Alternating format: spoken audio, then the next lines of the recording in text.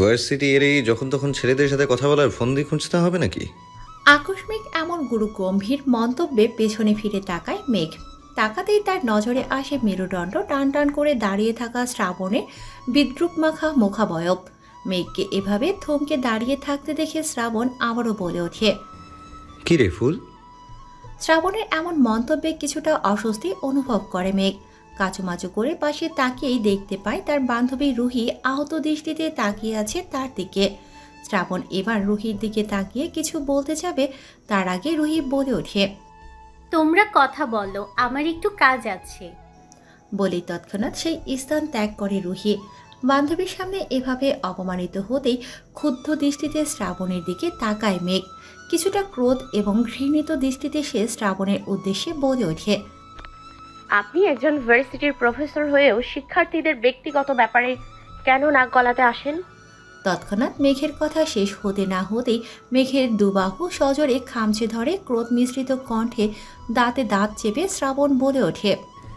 তুই বললে কিছু না, আর আমি বললেই দোষ? ব্যথাতুর কণ্ঠে মেঘ বলে ওঠে। কি করেছি আমি? এবার মেঘের একেবারে নিকটে গিয়ে শ্রাবণ বলে ওঠে। এই যে এখানে দাঁড়িয়ে বেহায়াপনা করছিস, এটা কি কিছুই না? শ্রাবণের এমন কথায় ঘৃণায় শরীর রিরি করে ওঠে মেঘের। ছি শ্রাবণ ভাই, আপনার মুখে কিছুই আটকায় না? না, আটকায় না। চেঁচিয়ে বলে ওঠে শ্রাবণ। এরপর মেঘের হাত ধরে টানতে টানতে নিয়ে যেতে থাকে। যেতে যেতে শ্রাবণ বলে ওঠে। আজকে চল বাড়িতে, তোর এইসব বেহায়াপনা বের করছি আমি। বলেই টেনে নিয়ে গাড়িতে তুলে নেয় মেঘকে। এবার পরিচয় পর্বে আসা যাক। আলিয়া আহমেদ মেঘ চট্টগ্রাম বিশ্ববিদ্যালয়ের বাংলা বিভাগের প্রথম বর্ষের ছাত্রী। অত্যন্ত শিষ্টাচারী এবং বিনম্র স্বভাবের মেয়ে, পড়াশোনার প্রতি বেশ মনোযোগী এবং সুশৃঙ্খল। অল্প বয়সী পরিপক্ক পূর্ণ ফর্সা নিখুঁত মুখাবয়বের অধিকারী মেঘ। বড় বড় পাপড়ি বিশিষ্ট গভীর সরল চোখ, চৌখা নাক, সুষম আকৃতির ঠোঁট, সাথে সুশ্রী মেয়েলি শৈলীর গঠন। উজ্জ্বল গায়ের রঙে যেন তার সার্বিক সৌন্দর্যকে আরও প্রখর করে তোলে। শৈলের তীক্ষ্ণ এবং আকর্ষণীয় অভিব্যক্তি, আর চোখে থাকে এক ধরনের মাধুর্যতা, এবং তার হাসি সব সময় আশেপাশের সবাইকে মুগ্ধ করে রাখে। অপরদিকে মাহির আহমেদ শ্রাবণ চট্টগ্রাম বিশ্ববিদ্যালয়ের বাংলা বিভাগের স্বনামধন্য প্রফেসর, একই সাথে মেঘের চাচাতো ভাই। শ্রাবণের উপস্থিতি সবসময় এক ধরনের অদৃশ্য শক্তির মতো যেন সে সময়ের সাথে সাথে নিজেকে মেলে ধরে, যার প্রতিটি মুদ্রিত শব্দ, ব্যবহৃত বাক্য গভীরতা এবং প্রজ্ঞার চিহ্ন বহন করে। তার শারীরিক গঠন এমন যেন প্রতিটি সীমানা পেরিয়ে তার সৌন্দর্য দৃশ্যমান হয়, তবে তার গঠন স্বাভাবিক এবং পরিমিত, যেমন একটি সুগঠিত মূর্তি যার মধ্যে দৃঢ়তা এবং শৃঙ্খলতা মিশে থাকে। প্রায়শই অন্ধকারে ডুবে থাকা তার চোখ, যা সবসময় এক নিঃশব্দ রহস্য ধারণ করে। বাড়ির সামনে এসে গাড়ি থেকে টেনে হিঁচড়ে মেঘকে বাড়ির ভেতরে নিয়ে আসে শ্রাবণ। শ্রাবণ আর মেঘকে এভাবে বাড়িতে প্রবেশ করতে দেখে সেখানে উপস্থিত সকলে আতঙ্কিত হয়ে ওঠে। শ্রাবণের মা আফসানা বেগম দৌড়ে এসে ছেলের সামনে দাঁড়ায়। কি হয়েছে শ্রাবণ? মেঘকে এভাবে টেনে হিচড়ে কোথায় নিয়ে যাচ্ছিস? মায়ের কথায় কোনরূপ প্রতিক্রিয়া পরিলক্ষিত হয়নি শ্রাবণের মুখে। শ্রাবণকে এভাবে চুপচাপ দাঁড়িয়ে থাকতে দেখে আফসানা এগিয়ে গিয়ে মেঘের সামনে দাঁড়ায়। উৎকণ্ঠিত স্বরে বলে ওঠে। মেঘমা, কি হয়েছে তোর? অশ্রুসিক্ত নয়নে মেঘ তাকায় আফসানা বেগমের দিকে। মেঘ এবার আফসানা বেগমের উদ্দেশ্যে কিছু বলতে যাবে, তার আগেই অগ্নিদৃষ্টিতে মেঘের দিকে তাকায় শ্রাবণ। শ্রাবণকে এভাবে তাকাতে দেখে মেঘের চোখ দিয়ে টপাটপ পানি পড়তে থাকে। আফসানা বেগম আবারও ছেলের উদ্দেশ্যে কিছু বলতে যাবে, তার আগেই আফসানা বেগমকে থামিয়ে কর্কশ কণ্ঠে শ্রাবণ বলে ওঠে। যেখানে সেখানে দাঁড়িয়ে বেহায়াপনা করে বেড়ায় তোমাদের মেয়ে, আজ এটার সঠিক শিক্ষা দিয়েই ছাড়বো আমি তাকে। বলেই আর এক মুহূর্ত দাঁড়িয়ে না থেকে মেঘকে টানতে টানতে সিঁড়ি দিয়ে উপরে নিজের কক্ষে নিয়ে যায় শ্রাবণ। কক্ষে প্রবেশ করে ধরাম করে কক্ষের দরজা লাগিয়ে দেয় শ্রাবণ। আকস্মিক দরজার এমন কর্কশ আওয়াজে কিছুটা লাফিয়ে ওঠে মেঘ। ভয়ার্ত কণ্ঠে মেঘ বলে ওঠে। কি করছো শ্রাবণ ভাই? বাকি কথা বলার আগেই মেঘের চোয়ালখানা শক্ত করে চেপে ধরে শ্রাবণ। এরপর দাঁতে দাঁত চেপে বলে ওঠে। তোকে বারবার বারণ করার পরও ওই নিলয়ের কাছে তোর এত কি? ভাঙা ভাঙা কণ্ঠে মেঘ বলে ওঠে। নিলয় ভাই ডেকেছিল আমাকে, বলেছে কি জরুরি কথা আছে। এবার এক ধাক্কায় মেঘকে খাটে ছুঁড়ে মারে শ্রাবণ। তাল সামলাতে না পেরে ধরাম করে খাটে পড়ে যায় মেঘ। নিচের কোমরে থাকা লেদার বেল্টটা একটানে খুলে মেঘের গায়ে আঘাত করতে নেয়। পর মুহূর্তেই আবার কিছু একটা ভেবে থেমে যায় শ্রাবণ। ভয়ে চিৎকার দিয়ে ওঠে মেঘ। এরপর মেঘকে টেনে নিয়ে চেলে কোঠার ঘরে নিয়ে যায়। এরপর বেরিয়ে দরজা বাহির থেকে লাগিয়ে দেয় শ্রাবণ, আর সেখানে বন্দি করে রাখে মেঘকে। এরপর বাহির থেকে চিৎকার করে বলে ওঠে, তোকে আমি বারণ করেছি না ওই নিলয়ের কাছে না যেতে? তাও তোর সাহস কি করে হয় আমার কথা অমান্য করার? ভেতর থেকে ছটফট শুরু করে দেয় মেঘ। কাঁদতে কাঁদতে বলে ওঠে, আর যাব না শ্রাবণ ভাই, এবারের মতো আমাকে মাফ করে দাও প্লিজ, দরজাটা খুলে দাও। কিন্তু মেঘের কোনো আর্তনাদে কর্ণকুহরে পৌঁছে না শ্রাবণের। তার শরীর যেন রাগে ক্ষোভে ফেটে পড়ছে। এভাবেই মেঘকে রেখে চলে যায় শ্রাবণ। রাত্রিবেলা অন্ধকারে প্রচুর ভয় পায় মেঘ। ছোটবেলা থেকেই এই ভয় তার। যতই অন্ধকার হচ্ছে ততই যেন অন্ধকার গিলে খাচ্ছে তাকে। অন্ধকারে এদিক ওদিক ছোটাছুটি করতে থাকে মেঘ। চিলেকোঠার ঘরে থাকা পুরনো জিনিসপত্রে ধাক্কা লেগে লেগে ছিলে যায় তার শরীরের বিভিন্ন অংশ। একটা সময় আর সহ্য করতে না পেরে জ্ঞান হারায় মেঘ। হঠাৎ শ্রাবণের মনে পড়ে যায় মেঘের ভয়ের কথা। নিজেই নিজেকে মনে মনে 100 গালাগাল দিয়ে দৌড়ে মেঘের কাছে যায়। বন্ধ করে রাখা বিদ্যুৎ সংযোগ আবারও চালু করে দেয় সে। এরপর দরজা খুলেই দেখতে পায় মেঘ অচেতন হয়ে পড়ে আছে মেঝেতে। দরজার কপাট ভেতর থেকে লাগিয়ে মেঘের পাশে বসে মেঘকে বার কয়েক ডেকে ওঠে শ্রাবণ। এবার মেঘের কোনো সারা শব্দ না পেয়ে সম্বিত ফিরে শ্রাবণের। নিজের ক্ষোভ মেটাতে কি করে ফেলেছিল ভাবতেই নিজের উপর ভীষণ রাগ হয় তার। এরপর মেঘের মুখখানা নিজের হাতের আজলাই নিয়ে ঝাঁকি দিতে থাকে। হেই মেঘ, মেঘ কথা বল। ফুল আমার কথা বল না। আমার ভুল হয়ে গেছে জান, তোকে এভাবে কষ্ট দিতে চাইনি। কথা বল মেঘ। কিন্তু মেঘের কোনো সারা শব্দ নেই। সে অসাড় হয়ে পড়ে আছে মেঝেতে। শ্রাবণ তড়িঘড়ি করে উঠে পানি নিয়ে আসে। সেই পানির ছিটে মারতে থাকে মেঘের চোখে মুখে। কিছুক্ষণ পর পিট পিট করে চোখ খুলে তাকায় মেঘ। মেঘকে তাকাতে দেখে তড়িঘড়ি করে একটানে তুলে বসায় শ্রাবণ। শরীরের অত্যাধিক ব্যথায় আর ভয়ে আবারও মেঝেতে হেলে পড়ে মেঘ। চোখের কার্নিশ হয়ে কয়েক ফোঁটা অশ্রু গড়িয়ে পড়ে। এদিকে আফসানা বেগম শ্রাবণকে দৌড়ে আসতে দেখে তার পেছনে পেছনে চলে আসে চিলেকোঠার ঘরে। এসেই দরজা লাগানো দেখে সে কখন থেকে ঘরের দরজায় করাঘাত করে চলেছেন তিনি। শ্রাবণ এবার মেঘকে ডেকে ওঠে। মেঘ শ্রাবণের দিকে না তাকিয়ে জড়িয়ে যাওয়া কণ্ঠে বলে ওঠে, আমি মায়ের কাছে যাব। এইদিকে আফসানা বেগম যেন এবার দরজাটা ভেঙে ফেলবে। ধীর পায়ে উঠে গিয়ে দরজাটা খুলে দেয় শ্রাবণ। দরজা খুলতেই মেঘকে এভাবে মেঝেতে পড়ে থাকতে দেখে আফসানা বেগমের পাশে দাঁড়িয়ে থাকা মেঘের মা রাহেলা বেগম দৌড়ে মেয়ের কাছে চলে যায়। মেঘ, কি হয়েছে তোর? বলতে বলতে বিলাপ শুরু করেন তিনি। মেয়ের মাথা সন্তপূর্ণে তুলে ধরে নিজের কোলে রাখেন। মায়ের কোমর জড়িয়ে হাউমাউ করে কেঁদে ওঠে মেঘ। মেঘের দিকে এক পলক তাকিয়ে কষিয়ে শ্রাবণের গালে এক থাপ্পড় লাগায় আফসানা বেগম। আচমকা থাপ্পড়ে কিছুটা ভরকে যায় শ্রাবণ। লজ্জা করছে না তোর শ্রাবণ? এইটুকু মেয়েকে এত বড় শাস্তি দিতে এত অধিকার কোথায় পেয়েছিস তুই?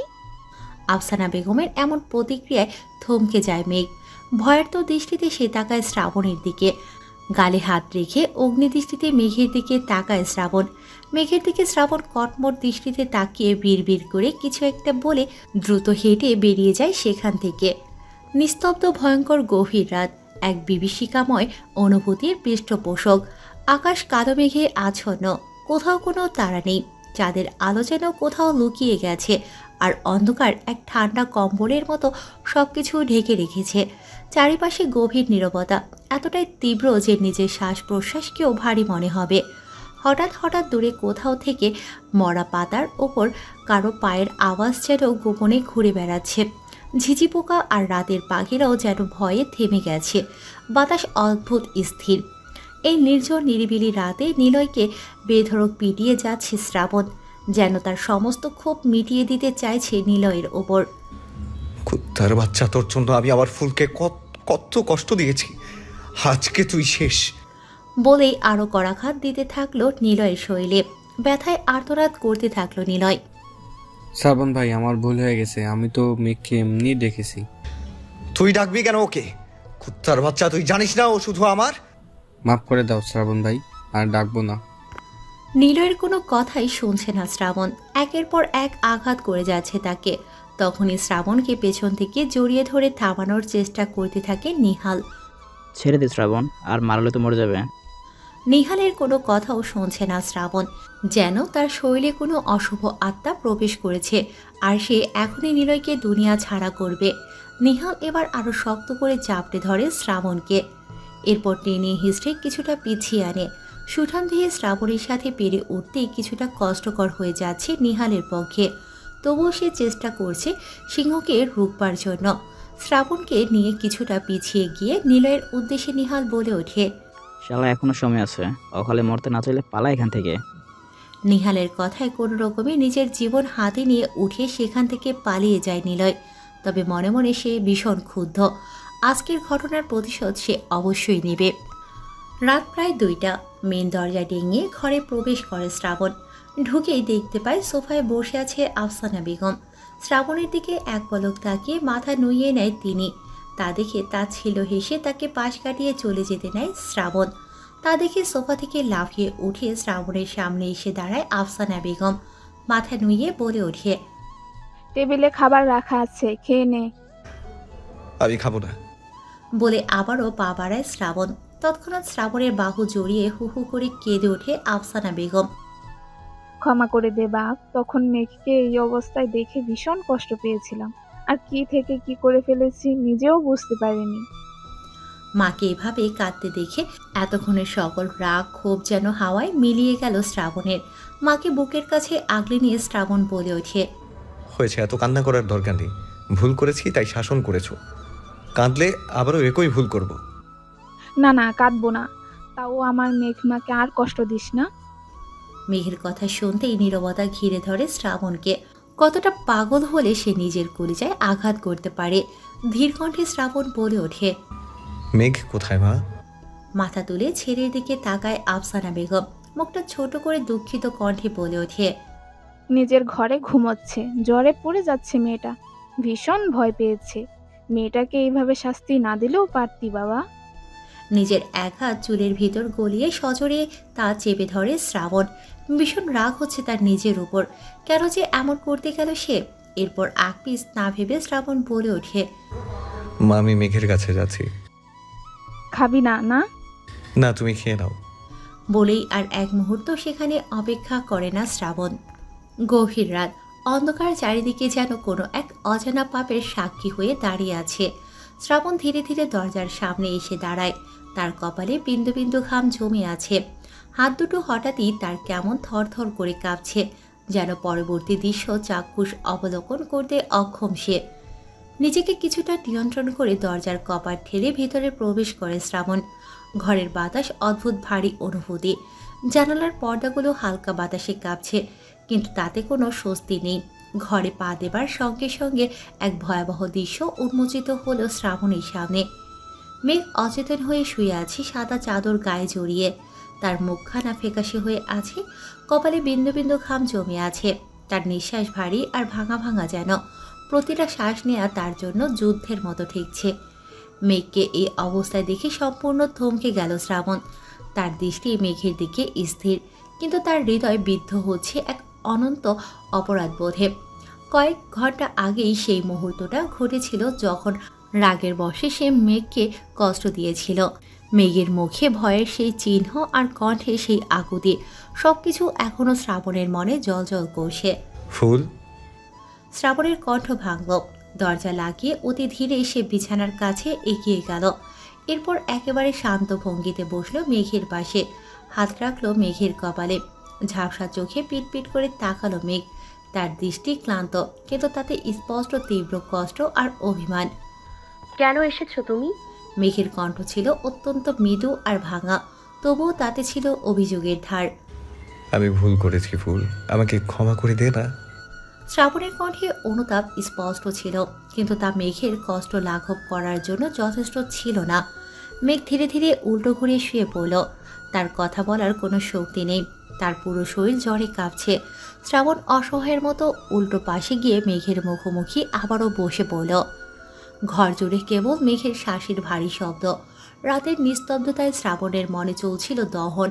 তার দেয়া কষ্টই আজ তার ফুলকে এই অবস্থায় নিয়ে এসেছে। হঠাৎই নীরবতা ভেঙে ডুকরে কেঁদে উঠল মেঘ।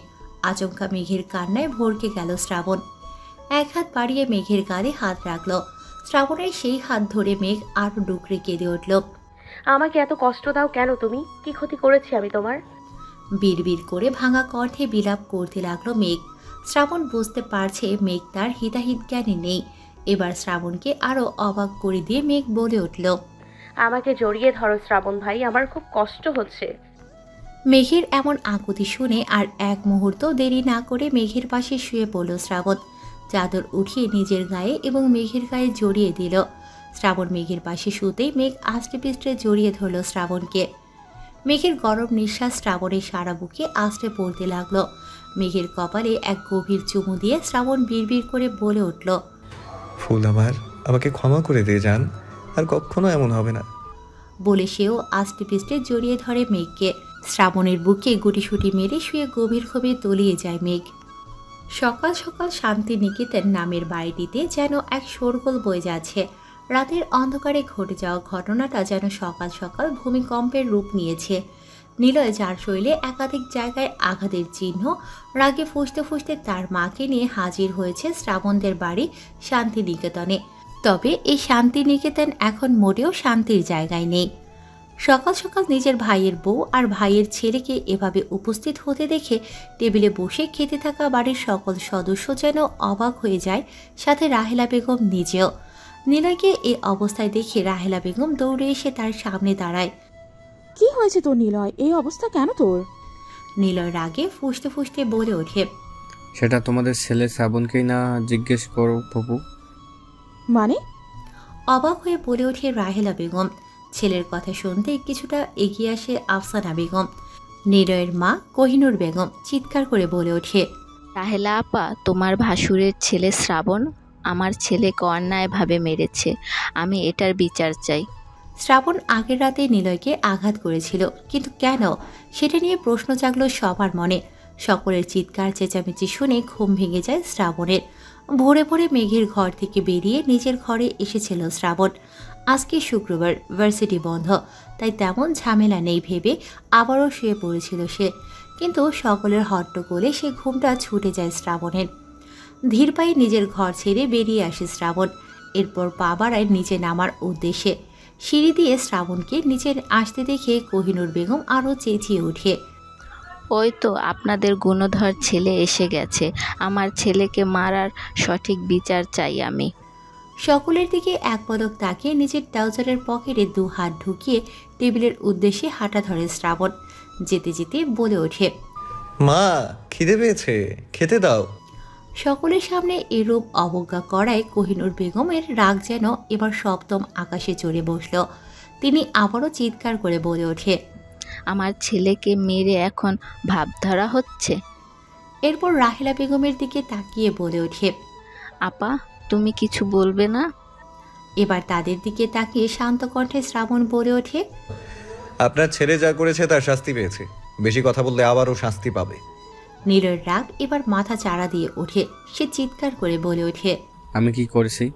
মেঘের সঙ্গে একটু কথা বলতে গিয়েছিলাম, সেটাই কি অন্যায়? তুমি এমন ভাব করছো যেন আমি চোর।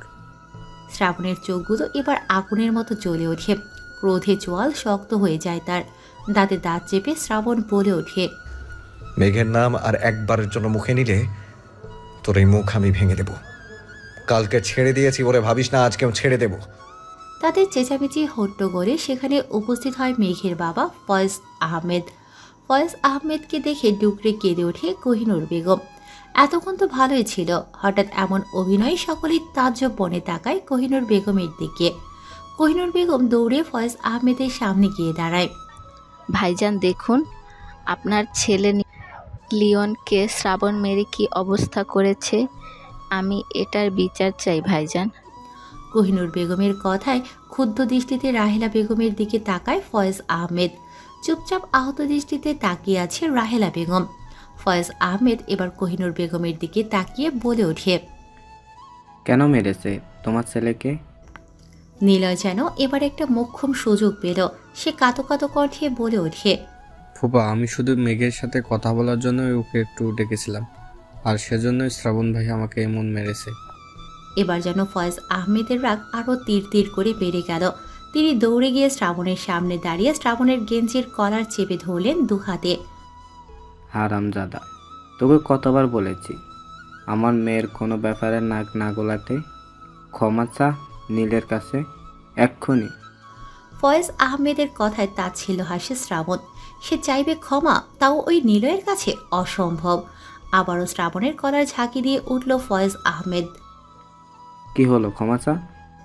শ্রাবণ এবার তাকালো নিজের মা আফসানা বেগমের দিকে। তিনি ইশারায় মাথা দুলিয়ে ছেলেকে রেগে যেতে বারণ করলেন। এবার শ্রাবণ তাকালো মেঘের মা রাহেলা বেগমের দিকে।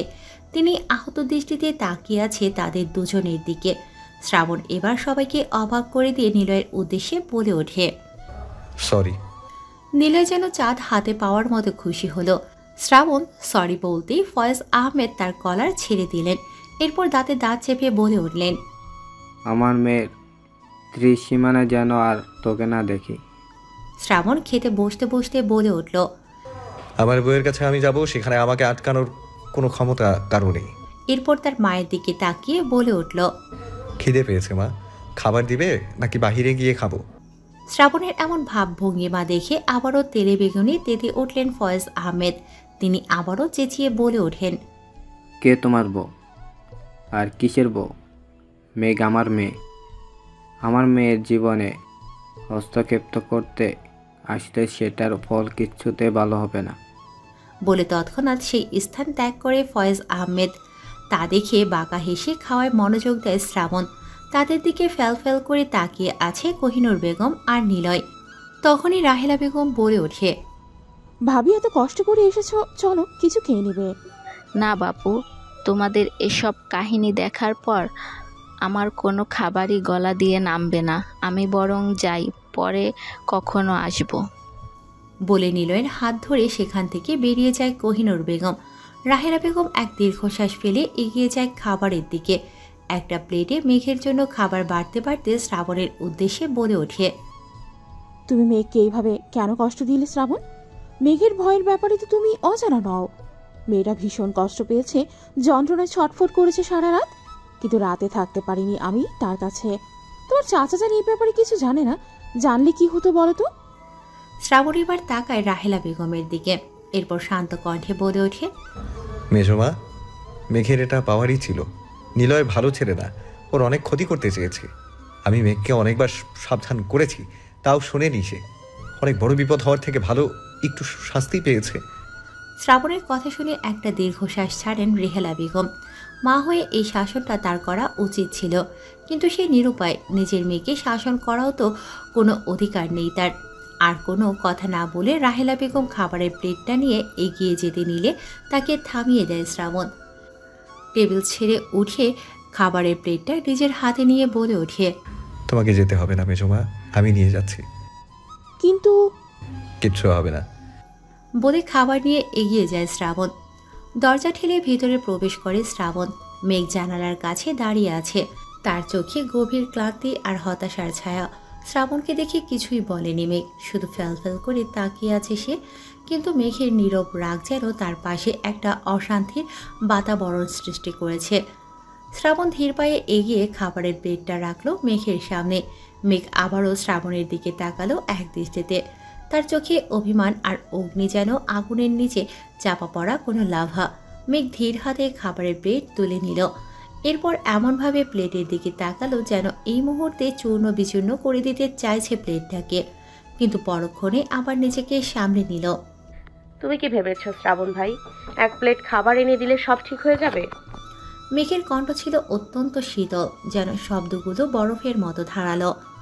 তুমি আমাকে এত বড় শাস্তি দেওয়ার পরেও ভেবেছো আমি চুপচাপ মেনে নিব?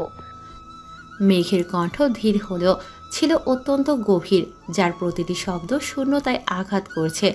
শ্রাবণ কিছু বলতে যাবে তার আগে তাকে থামিয়ে দেয় মেঘ। তুমি জানো আঘাত শুধু শরীরেই লাগে না, মনেও লাগে। তুমি যা করেছো সেটা শুধু আমাকে না, আমার বিশ্বাসকেও আঘাত করেছে। কিছুটা থেমে মেঘ আবারও বলে ওঠে, সবকিছু ঠিক করতে আমার সময় লাগবে শ্রাবণ ভাই, আর ততদিন আমাকে একা থাকতে দাও। মেঘের কথা শুনে চুপচাপ মেঘের দিকে এগিয়ে গেল শ্রাবণ। মেঘের হাত থেকে খাবারের প্লেট রেখে মেঘের দুগালে হাত রাখলো। ক্ষমা করে দে না জান, আমার ভুল হয়ে গেছে। শ্রাবণের হাতটা ঝাড়ি মেরে ফেলে দেয় মেঘ। তোমার নোংরা মুখে আমাকে জান বলে ডাকবে না শ্রাবণ ভাই, চলে যাও এখান থেকে। কোথায় যাব ফুল? তুই আছিস বলেই তো আমার জীবনটা এতটা অর্থপূর্ণ। তোর সঙ্গে কাটানো সময় যেন আমার কাছে কোনো অসীম মহাবিশ্বের ভ্রমণ। তোকে ছেড়ে কোথায় যাব জান, তুই বল। তুমি আমাকে বারবার কষ্ট দাও শ্রাবণ ভাই, বারবার জোর করে নিজের আধিপত্যের বিস্তার করতে চাও। তুমি কি বুঝতে পারছো না আমি তোমাকে ভয় পাই, তোমাকে মেনে নিতে পারছি না? মেঘের এমন কথা শুনে মুহূর্তেই চোয়াল শক্ত হয়ে যায় শ্রাবণের। সে মেঘের দুবাহু চেপে ধরে মেঘের একেবারে নিকটে গিয়ে হিসিয়ে বলে ওঠে, তুই চাইলেও তুই আমার, তুই না চাইলেও আমার। আমি যখন বলেছি তুই আমার, তার মানে তোর পুরো অস্তিত্বটাই আমার। আর এটা যত তাড়াতাড়ি মেনে নিবি ততটাই তোর জন্য ভালো হবে জান। কিন্তু আমি তোমাকে কখনোই মেনে নিব না শ্রাবণ, আমি তোমাকে কখনোই মেনে নিব না শ্রাবণ ভাই। আমার বাবা যেটা বলবে সেটাই হবে। শ্রাবণের রাগ যেন এবার তীর তীর করে বেড়েই চলেছে। এই মেয়ে কি কখনোই তাকে একটু বুঝবে না? এত অবুঝ কেন এই মেয়ে? খেয়ে নে জান, কথা বাড়াস না। শ্রাবণের কথায় রাগ দেখিয়ে মেঘ বলে ওঠে, আমি তো কি খাবি? অন্য কিছু খাওয়ার ইচ্ছে আছে নাকি? শ্রাবণের হঠাৎ এমন কথায় ভড়কে গেল মেঘ। মামা মানে? মেঘকে আর কোনো কথা বলার সুযোগ না দিয়ে তার আগেই মেঘের তুলতুলে ঠোঁটে নিজের ঠোঁটের দ্বারা আগলে ধরল শ্রাবণ। মেঘ সর্বাত্মক চেষ্টা করছে নিজেকে ছাড়িয়ে নেয়ার, কিন্তু কিছুতেই যেন পেরে উঠছে না শ্রাবণের সাথে। শ্রাবণ তো তার নিজ কাজে মগ্ন। মেঘ নিজেকে ছাড়াতে গেলে শ্রাবণ আরও অধিক জোরালোভাবে চেপে ধরে মেঘকে। একসময় ছটফট বন্ধ করে শান্ত হয়ে যায় মেঘ। মেঘের তুলতুলে ঠোঁটের স্বাদ আস্বাদন করা শেষ হলে একটা সময় মেঘকে ছেড়ে দেয় শ্রাবণ। হাঁপিয়ে গিয়ে জোরে জোরে শ্বাস নিতে থাকে মেঘ। সেই সাথে মেঘের চোখ দিয়ে গড়িয়ে পড়ে বিষাদের অশ্রুকণা। এই লোকটা কি তাকে একদণ্ড শান্তিতে থাকতে দেবে না? কেন বারবার জোর করে নিজের অধিকার ফলাতে আসে এই লোক? মেঘকে ছেড়ে দিয়ে মেঘের কপালে নিজের কপাল ঠেকায় শ্রাবণ। এরপর ফিসফিস করে বলে ওঠে, জেদ ধরিস না জান, তুই নিজেও জানিস আমার সাথে জেদ ধরে কখনোই পারবি না। তুই চুপচাপ খেয়ে নে, নয়তো ওষুধের ডোজ আমি ভালোই দিতে পারি। বলেই মুখ তুলে মেঘের চোখের পানি দু হাতের আঙুলের দ্বারা মুছে দেয় শ্রাবণ। এরপর মেঘের হাত ধরে টেনে নিয়ে খাটে বসে নিজের কোলের ওপর মেঘকে বসায় সে। খাবারের প্লেট হাতে নিয়ে আলতো হাতে খাইয়ে দিতে থাকে মেঘকে। মেঘও চুপচাপ লক্ষ্মী মেয়ের মতো খাবার খেয়ে নেয়। সে জানে এই উন্মাদ লোকের সাথে সে কখনোই পেরে উঠবে না। ফুল, ওই নিলয়ের থেকে দূরে থাকবি। আমি চাই না কালকের ঘটনাটা আর কখনো তোর সাথে রিপিট হোক। কিছুটা থমকালো মেঘ, এরপর মৃদু কণ্ঠে বলে উঠল, কেন বারবার আপনি আমার জীবনে হস্তক্ষেপ করেন শ্রাবণ ভাই? এর কারণটা নিশ্চয়ই অজানা না তোর জান, নতুন করে আর বলতে চাই না। আমাকে একটু একা থাকতে দিন শ্রাবণ ভাই, একটু শান্তিতে থাকতে দিন ভাই। একাই তো তোকে থাকতে দিচ্ছি, সময় যখন আসবে তখন না হয় আমার সাথেই থাকবি। ফোঁস করে একটা নিঃশ্বাস ছাড়ে মেঘ। তার জীবনটা এমন কেন? কেন এত দুর্বিষহ? কেন আর 10টা সাধারণ মেয়ের মতো স্বাভাবিক না তার জীবন? একদিকে তার বাবা, অন্যদিকে শ্রাবণ, দুজনের টানাপোড়েনের মাঝখানে পিষে মরে যাচ্ছে সে। তার কথা কি কেউ একবারও ভাববে না? কখনো কি তার দুঃখ কষ্ট নিয়ে ভাববে না? মেঘকে এমন চুপচাপ বসে থাকতে দেখে শ্রাবণ মনে মনে আমরায়, এভাবে কষ্ট পাস না জান, সব ঠিক হয়ে যাবে। আমি সব ঠিক করে দিব, খুব তাড়াতাড়ি তোর সব কষ্ট লাঘব করে দেব। বেলা শান্তি নিকেতনে আজকে বিশাল তোড়জোড় চলছে। আজ ফয়েজ আহমেদের বড় ছেলে শাহরিয়ার আহমেদ মাহিদ বিদেশ থেকে পড়াশোনা শেষ করে দেশে ফিরছে। সেই সুবাদেই শান্তি নিকেতনে আজ এত আয়োজন। রাহেরা বেগম আর আফসানা বেগম সে কখন থেকে একের পর এক রান্না করে যাচ্ছেন। করবেন নাই বা কেন? এত বছর পর বিদেশ থেকে বাড়ি ফিরছে, ছেলে ভালো মন্দ রান্না না করলে চলে কিভাবে? মাহিদকে আনতে এয়ারপোর্টের উদ্দেশ্যে বেরিয়েছে শ্রাবণ, মেঘ আর শ্রাবণের ছোট বোন শ্রেয়া। আজকে একেবারের জন্য হোস্টেল থেকে বাড়িতে ফিরেছে শ্রেয়া, আর এসেই সন্ধে পেল মাহিদ আসে। তাই আর দেরি না করে শ্রাবণদের সাথে বেরিয়ে পড়ছে শ্রেয়া। আজকে মেঘ অনেক খুশি, কারণ তার ভাই আসে অনেক দিন পর। কত মিস করেছিল সে তার ভাইকে। আর শ্রেয়াও এবার একেবারের জন্য বাড়িতে এসে গেছে আজ। আর শ্রাবণের অত্যাচার তাকে সহ্য করতে হবে না ভেবেই আনন্দে নেচে উঠছে মেঘের ছোট্ট হৃদয়। এয়ারপোর্টে দাঁড়িয়ে অপেক্ষা করছে তারা তিনজন। তখনই দূর থেকে মাহিদকে দেখতে পায় তারা। মাহিদকে দেখেই মেঘ কিছুটা চেঁচিয়ে ওঠে।